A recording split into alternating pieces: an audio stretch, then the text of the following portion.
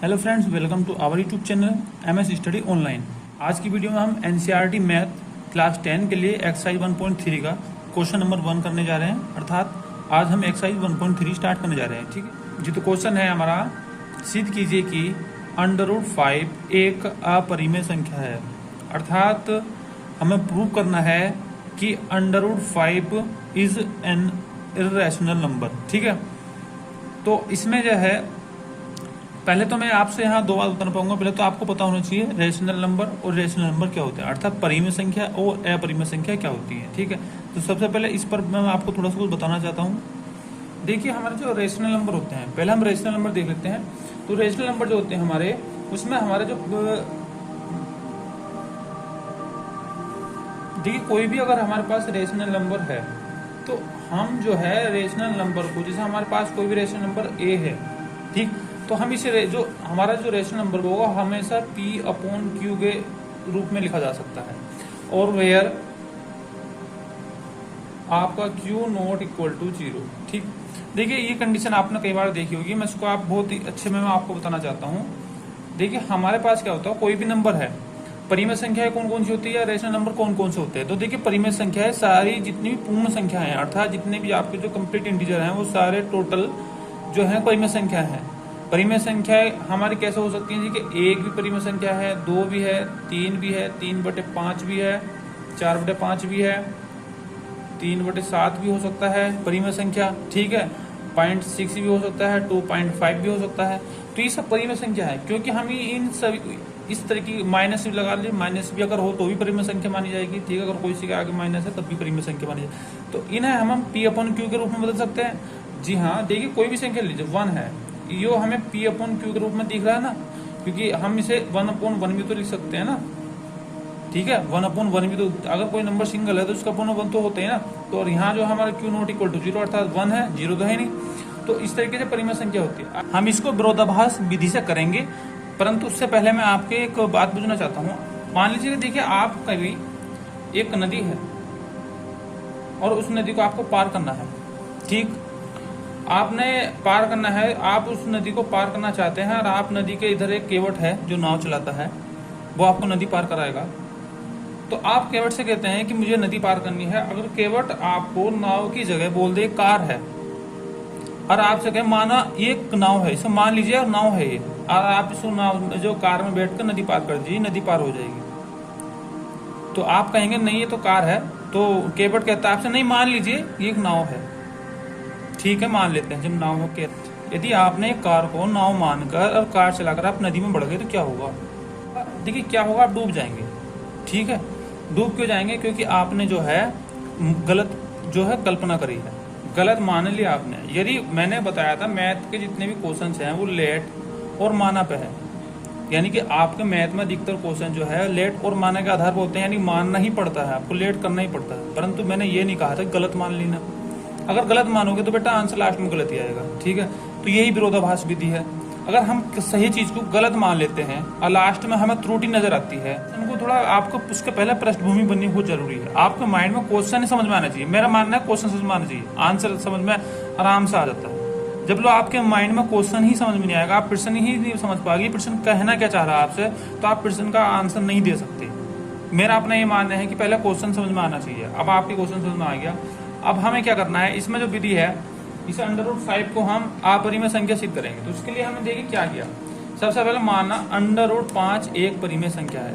ठीक, परिमेय संख्या की जो प्रॉपर्टी है वो मैंने आपको बताया था अभी। जो परिमेय संख्या की प्रॉपर्टी है उसमें हमारा P/Q में हम उसको लिख सकते हैं और Q नॉट इक्वल टू 0 होना चाहिए। ठीक है, ये हमारी जो परिमेय संख्या की प्रॉपर्टी है। तो जो हमारा पास √5 था, हमने इसको परिमेय माना, तो हम इसे लिख सकते हैं √5 बराबर P/Q। ठीक है, हम लिख सकते हैं क्योंकि इसके इस तरीके से इसको लिखा जा सकता है। यहाँ पर Q नॉट इक्वल टू 0 है। अब एक बात और समझ ली, P और Q से है अभाज्य संख्या होंगी। जब भी कभी आपके पास कोई भी परिमेय संख्या है, आप उसे P/Q में लिख सकते हैं। कोई भी परिमेय संख्या है, अभी मैं आपको उदाहरण बताऊंगा, उसे P/Q में लिख सकते हैं। और P और Q से है अभाज्य होंगे, अर्थात को प्राइम नंबर होंगे। क्या होंगे? को प्राइम नंबर। से अभाज्य संख्या या को प्राइम नंबर का मतलब हो गया उनके बीच में केवल एक 1 फैक्टर हो सकता है, उसके अलावा कोई फैक्टर नहीं हो सकता। कोई टेबल, कोई नंबर ऐसा नहीं जो उनको डिवाइड कर दे अलग से, केवल 1। क्योंकि 1 तो एक यूनिवर्सल फैक्टर है, ये तो सभी के साथ है, ठीक है। हमारे जैसे हमने मान लीजिएगा हमारे पास है 2/3, ये एक प्राइम नंबर है, सॉरी ये एक रेशनल नंबर है। अब ये रेशनल नंबर है, इसे हम P/Q के रूप में लिख सकते हैं, और जो 2 और 3 एक को प्राइम नंबर हो गए, क्योंकि इनके बीच में केवल एक ही फैक्टर है, वो क्या है 1। इसमें ओड इवन का या प्राइम कंपोजिट का कोई मैटर नहीं होता को प्राइम में। को प्राइम का मतलब होता है आप मैंने ले लिया 4/5, तो यहाँ 4 जो इवन है, 5 जो ओड है, वो फिर भी ये को प्राइम नंबर है। को प्राइम नंबर इसलिए है क्योंकि इनके बीच में केवल कॉमन फैक्टर क्या है, यहाँ पर 1 है, अर्थात ये रेशनल नंबर है, ठीक है। मेरे पास 0.6 है, 0.6 भी रेशनल नंबर है, और ये भी P/Q में। तो इसे P/Q में कैसे लिखेंगे, पहले तो हम पॉइंट हटाएंगे नीचे 10, और इसे कर देंगे हम 3/5, ये इस रूप में आ जाएगा 3/5 हमारा। तो 3 और 5 भी तो एक को प्राइम नंबर है। तो इसी तरह से हम क्या लिख सकते हैं यहाँ पर कि P और Q से है अभाज्य संख्या, अगर तो को प्राइम नंबर है P और Q, ठीक, इनके बीच में कोई फैक्टर नहीं हो सकता, ये इन्हें जो डिवाइड कर सकता है वो केवल 1 डिवाइड कर सकता है, और इन्हें कोई डिवाइड नहीं कर सकता, ठीक है। उसके बाद हमारा क्या है, अब हम क्या कर लेते हैं, हमने इसको कर लिया, करने के बाद √5 बराबर P/Q था, तो हमने यहाँ P की वैल्यू, इसको PQ यहीं रहने दिया, और Q जो है उसको हम इधर ले गए, अर्थात P बराबर हो गया √5 × Q, ठीक है। तो P बराबर √5 × Q, ठीक, इससे ये स्टेप बना हमारा, ठीक। उसके बाद हमने क्या करा, दोनों और वर्ग करने पर, यानी कि जो हमारी ये क्वेश्चन थी इसमें हमने दोनों वर्ग कर दिया, तो यहाँ पर क्या हो गया P² और ये हो जाएगा यहाँ पर आपका √5 का, जब √5 से मल्टीप्लाई करेंगे तो 5 आ जाएगा, बराबर हो जाएगा 5 × Q², ठीक। ये हमने समीकरण नंबर बनवा ली। अब देखिए यहाँ पर एक है कि कहीं ना कहीं आप देख रहे हैं कि P² कब आ रहा है, तो P² जब आ रहा है जब Q² की मल्टीप्लाई 5 से हो रही है। अगर हम इस सिचुएशन को देखें यहाँ पर, तो देखिए P² का आंसर क्या है, P² बराबर 5 × Q², अर्थात जो P का जो आंसर है, P जो इक्वल है वो किसके इक्वल है, 5 की मल्टीप्लाई और Q² की मल्टीप्लाई के, इन दोनों की मल्टीप्लाई के तो बराबर है ना ये कहीं ना कहीं Q² कोई नंबर है, और उसकी मल्टीप्लाई करके 5 से कहीं ना कहीं कोई P² भी नंबर रहा होगा, तभी एक P² आ रहा है। तो हम यहाँ पर देखिए एक सिस्टम देख सकते हैं कि ये दोनों मल्टीप्लाई में है और इसके इक्वल है, तो कहीं ना कहीं जो है हमारा ये P² है 5 से विभाज्य, अर्थात ये जो है दो फैक्टर हैं ये आपस में, एक 5 और एक Q है, तो कहीं ना कहीं ये P² को डिवाइड कर रहे होंगे। देखिए कैसे, सपोज डेट हमारे पास कोई नंबर है 6 है, हमारे पास कोई नंबर ले लीजिएगा, और इसे हमने 2 × 3 में लिख सकते हैं, नहीं लिख सकते, ठीक है। तो हमारा जो है 2b से डिवाइड करेगा और 3b से डिवाइड करेगा, क्योंकि इन दोनों की मल्टीप्लाई करके तो 6 आ रहा है ना, तो ऐसे ही इन दोनों की मल्टीप्लाई करके तो P² आ रहा है ना, तो P² का जो है 5 भी डिवाइड कर सकता है, और जब इसको P² को जो 5 डिवाइड कर सकता है तो P को भी 5 डिवाइड कर सकता है, ठीक है, क्योंकि जब P² को डिवाइड करेगा तो P को भी डिवाइड करेगा, ठीक है। देखिए हमारा कोई नंबर है, यहाँ पर हमने कोई सपोज कोई भी नंबर लीजिए, 4 ही है, 4 का स्क्वायर है, और इसे डिवाइड कर रहा है 2, क्योंकि डिवाइड तो 2 ही कर सकता है या 4 कर सकता है, हमें माना 2 कर, तो जब 2 जो डिवाइड कर रहा है 4² कर रहा है, तो 4 × 4 भी तो लिख सकते हैं, तब भी तो 2 डिवाइड कर देगा ना इसे। तो यही कहना बता रहे हैं कि जब 5 जो P² को डिवाइड कर सकता है ऐसा आकर के, तो जो 5 है वो P को भी डिवाइड कर सकता है, अर्थात तो यहाँ पर इस लाइन का ये अर्थ है, यहाँ पर P² 5 से भी डिवाइड है, विभाज्य है, और जो P जो है वो 5 से विभाज्य है। उसके बाद हमने एक कल्पना और कर ली है, यहाँ पर एक कल्पना ये करनी है कि हमने मान लेना है P बराबर 5R, ये हमने मान लेना है यहाँ पर P बराबर 5R, जो हमारा P/Q है, इस P को, ये P जो है हमें इसकी वैल्यू थोड़ी ना पता है, यहाँ पर P/Q क्या है वैल्यू, क्योंकि हमने इसके रूप में लिख लिया, तो P की जो वैल्यू है यहाँ पर हम इसको क्या मान लेते हैं, यहाँ पर P बराबर 5R मान लेते हैं, ये हमने कल्पना करी है, ठीक है। और क्या करते हैं, दोनों और वर्ग करने पर, देखिए अब हमारी कल्पना के अनुसार P बराबर जो है हमने 5R लिया, तो इसमें हमें क्या करना है, दोनों और वर्ग करने पर, इसमें वर्ग कर देंगे तो P² बराबर हो जाएगा 25R², 25R², 5 5 जो 25 और R का स्क्वायर हो गया, ठीक है। इसे इक्वेशन नंबर 2 मान लिया हमने, और इक्वेशन नंबर फर्स्ट हमारी P² बराबर 5Q², और दोनों इक्वेशन को हमने यहाँ पर लिख लिया। पहली इक्वेशन हमारी P² बराबर 5Q² थी, और सेकंड इक्वेशन आई P² बराबर 25R², ठीक है। हमें क्या करना है, यहाँ पर हमें दिख रहा है कि यहाँ पर भी जो है P² के बराबर, और यहाँ पर भी P² के बराबर वैल्यू, दोनों जगह P² के बराबर वैल्यू, तो हम क्या कर लेंगे, ये P² के बराबर है और ये भी P² के बराबर है, तो कहीं ना कहीं ये 5Q² और 25R² भी तो इक्वल होंगे ना, तो हमने 5Q² और 25R² बराबर रख लिए, ठीक, समीकरण नंबर 1 व 2 से, ठीक है। रखने के बाद हमने क्या किया, इस 5 से इसको डिवाइड करेंगे, 5 बार जाएगा, तो यहाँ केवल Q² बचेगा, तो Q² बराबर क्या आ गया, 5R² आ गया।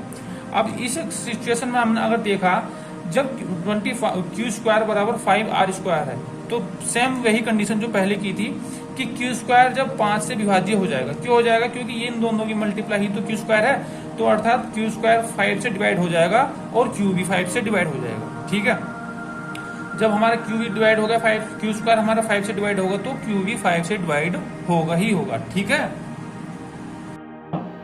अब यहाँ पर देखिए हमारा जो 5 है वो P को भी डिवाइड कर रहा है और Q को भी डिवाइड कर रहा है, परंतु ये जो नंबर है P व Q ये सहभाज्य संख्या है और सहभाज्य संख्याओं के बीच में कोई भी कॉमन फैक्टर नहीं हो सकता है, अर्थात कोई भी ऐसा नंबर नहीं हो सकता जो उन्हें डिवाइड कर दे एक के अलावा।